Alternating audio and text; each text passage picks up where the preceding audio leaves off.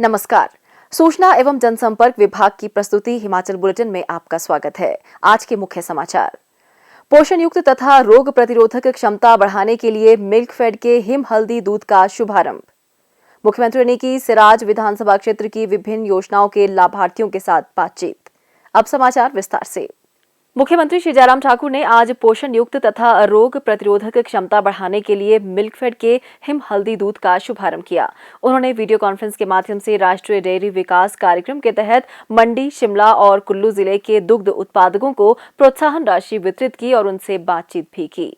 मुख्यमंत्री ने कहा कि हल्दी दूध पेय डिटॉक्स ड्रिंक है, जिसमें anti hangover, anti oxidant, anti inflammatory और रोग प्रतिरोधक क्षमता विद्यमान है।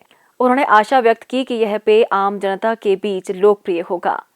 श्री जयराम ठाकुर ने कहा कि राष्ट्रीय डेयरी विकास कार्यक्रम के तहत मिल्कफेड ने आज 835 दूध उत्पादकों के बैंक खातों में कुल 16,70,000 रुपए हस्तांतरित किए। प्रत्येक दुग्ध उत्पादक के बैंक खाते में प्रोत्साहन राशि के रूप में 2,000 रुपए हस्तांतरित किए गए हैं। उन्होंने 1,000 लीटर दूध बाजार तक पहुंचाने के लिए प्रत्येक उत्पादक को 5 लीटर स्टेनलेस स्टील की बाल्टियां प्रदान की। मुख्यमंत्री ने कहा कि दुग्ध उत्पादकों को सुविधा उपलब्ध करवाने के लिए राज्य सरकार ने दूध के खरीद मूल्य में 2 बार बढ़ोतरी की है। वर्तमान में दुग्ध उत्पादकों से 27 रुपए 80 पैसे प्रति लीटर की दर पर दूध क्रय किया जा रहा है। मिल्कफेड द्वारा दुग्ध उत्पादकों को दूध क्रय के लिए 8 से 9 करोड़ रुपए प्रति माह उपलब्ध करवाए जा रहे हैं और पशु चारा भी उपलब्ध करवाया जा रहा है। उन्होंने कहा कि चक्कर और दत्तनगर के मिल्कफेड प्लांट की क्षमता को 16 लाख रुपए प्रत्येक पर व्यय कर बढ़ाया गया है। उन्होंने कहा कि वर्तमान में राज्य में मिल्कफेड द्वारा 11 दुग्ध प्लांटों का प्रबंधन किया जा रहा है और 1011 दुग्ध सहकारी सभाएं मिल्कफेड से जुड़ी हुई हैं। श्री जयराम ठाकुर ने वर्ष 2019-20 में मिल्कफेड की 132 करोड़ रुपए की कुल वार्षिक बिक्री पर प्रसन्नता व्यक्त की, जो पिछले वर्ष के मुकाबले 33% अधिक है। उन्होंने कहा कि कोविड महामारी में भी मिल्कफेड ने अपनी गतिविधियां जारी रखी और किसानों से दूध प्राप्त किया। मुख्यमंत्री ने कहा, किसी की बॉडी में इम्यूनिटी कम हो जाती है, प्रतिरोध की क्षमता कम हो जाती है, तो दूध अगर हम ऐसे भी पिए, ऐसे भी उपयोग करें, उससे भी इम्यूनिटी बढ़ती है।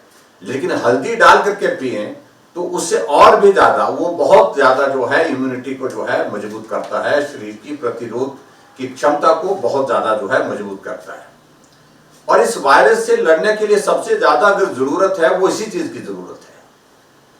वो जरूरत है कि आपके शरीर में अगर उस वायरस से लड़ने की क्षमता है, तो वायरस अगर छोटा मोटा आ भी जाता तो वो अपना असर नहीं कर पाता है। लेकिन अगर शरीर में इम्यूनिटी कम हो जाती है, प्रतिरोधात्मक जो हमारी क्षमता है शरीर की वो कम हो जाती है, तो ये वायरस तुरंत जो उसको पकड़ लेता है और उसके परिणाम भी बहुत ज्यादा गंभीर होते हैं। ऐसे दौर में आप लोग ने ये जो हिम हल्दी दूध जो है आपने शुरू किया, ये एक बहुत बेहतरीन शुरुआत है और बेहतर समय में, ऐसे वक्त में जो आपने शुरू किया है, उसके लिए मैं आप सबको बहुत बहुत बधाई देता हूं। और मैं उम्मीद करूंगा कि इसको ठीक तरह से, इस प्रोडक्ट की जो आप लोगों ने जो आज लॉन्चिंग की है, और मुझे जो बताया गया कि जो यूनिवर्सिटी है पटियाला की, और उसमें इसका पेटेंट भी किया गया है, और पेटेंट के साथ साथ में इस बात को लेकर के अब हमको हिमाचल प्रदेश में आने वाले समय में इस प्रोडक्ट को ठीक प्रकार से लोगों तक पहुंचाने के लिए, मार्केटिंग के लिए काम करने की जरूरत है। मुख्यमंत्री श्री जयराम ठाकुर ने वीडियो कॉन्फ्रेंसिंग के माध्यम से सिराज विधानसभा क्षेत्र की विभिन्न योजनाओं के लाभार्थियों के साथ बातचीत करते हुए कहा कि राज्य सरकार ने गरीबों और दलित वर्गों के सामाजिक आर्थिक उत्थान के लिए कई योजनाएं आरंभ की हैं। उन्होंने कहा कि राज्य सरकार का प्रयास है कि प्रदेश द्वारा चलाई गई नीतियों और कार्यक्रमों का लाभ राज्य के आर्थिक रूप से निम्न वर्ग को मिलना सुनिश्चित हो सके। मुख्यमंत्री ने कहा कि यह पहली बार है कि राज्य सरकार ने विभिन्न आवासीय योजनाओं के तहत राज्य में 10,000 घरों के निर्माण का लक्ष्य रखा है। उन्होंने कहा कि मुख्यमंत्री राहत कोष संकट की घड़ी में राज्य के गरीब लोगों के लिए वरदान साबित हुआ है। श्री जयराम ठाकुर ने कहा कि महिलाओं को रसोई के धुएं से राहत दिलाने के लिए राज्य सरकार ने हिमाचल गृहिणी सुविधा योजना भी आरंभ की है। उन्होंने कहा कि अब तक पात्र परिवारों को 2.78 लाख से अधिक मुफ्त गैस कनेक्शन प्रदान किए जा चुके हैं और हिमाचल प्रदेश देश का पहला धुआं मुक्त राज्य बन गया है। मुख्यमंत्री ने कहा कि राज्य सरकार के वर्तमान कार्यकाल के दौरान प्रदेश के ग्रामीण विकास विभाग द्वारा ग्रामीण क्षेत्रों के विकास के उद्देश्य से कई योजनाएं आरंभ की गई हैं। मुख्यमंत्री 1 बीघा योजना सफल साबित हुई है क्योंकि इसका लाभ उठाने के लिए लगभग 5,000 परिवारों द्वारा अपना पंजीकरण करवाया गया है। श्री जयराम ठाकुर ने कहा कि केंद्र सरकार किसान समुदाय के कल्याण के लिए हमेशा तत्पर रहती है। प्रधानमंत्री किसान सम्मान निधि योजना के तहत राज्य में लगभग 9,12,078 किसान लाभान्वित हुए हैं। राज्य में 977 करोड़ 77 लाख रुपए पात्र किसानों को आवंटित किए जा चुके हैं। मुख्यमंत्री ने कहा कि मार्च से मई 2020 तक राज्य में कोविड-19 महामारी और लॉकडाउन के कारण पुष्प उत्पादकों को लगभग 15 करोड़ 77 लाख रुपए का नुकसान हुआ है। उन्होंने कहा कि इसके मद्देनजर राज्य सरकार ने प्रभावित पुष्प उत्पादकों को 4 करोड़ रुपए की वित्तीय सहायता राहत प्रदान करने का निर्णय लिया है। श्री जयराम ठाकुर ने लोगों से बारिश के मौसम में कोरोना वायरस के बढ़ते मामलों के चलते सतर्क रहने का आग्रह किया। उन्होंने कहा कि अनावश्यक भीड़ एकत्रित न हो, इसलिए अभी तक मंदिरों को भी नहीं खोला गया है। मुख्यमंत्री ने कहा, बहुत सारी योजनाएं हैं जिन योजनाओं के माध्यम से हमने हिमाचल प्रदेश में काम किया है।